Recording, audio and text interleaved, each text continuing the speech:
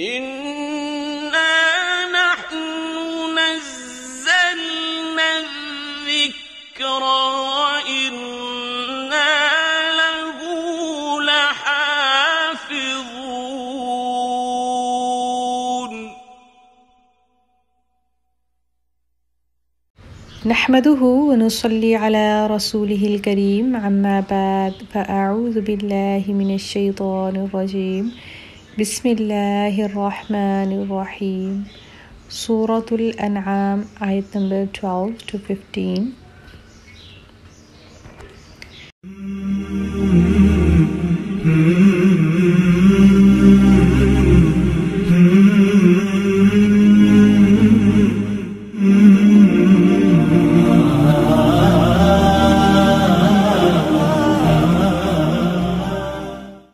أعوذ بالله من الشيطان الرجيم بسم الله الرحمن الرحيم قل لمن ما في السماوات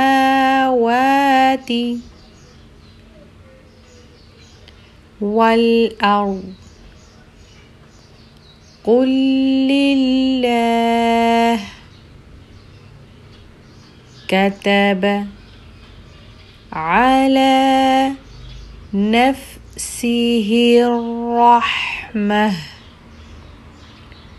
ليجمعنكم إلى يوم القيامة لا ريب فيه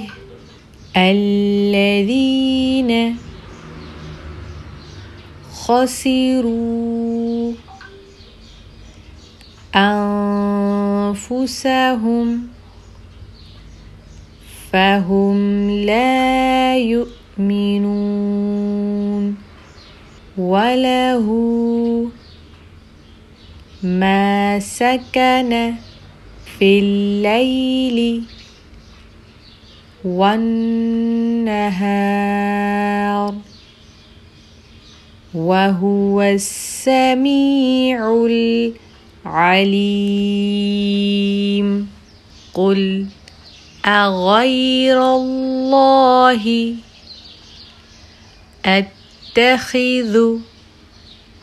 وليا فاطر السماوات والأرض وهو يطعم ولا يطعم قل إني أمرت أن أكون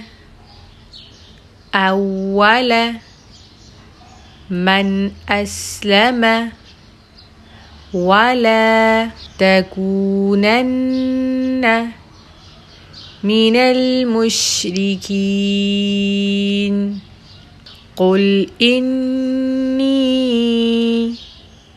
أخاف إن عصيت ربي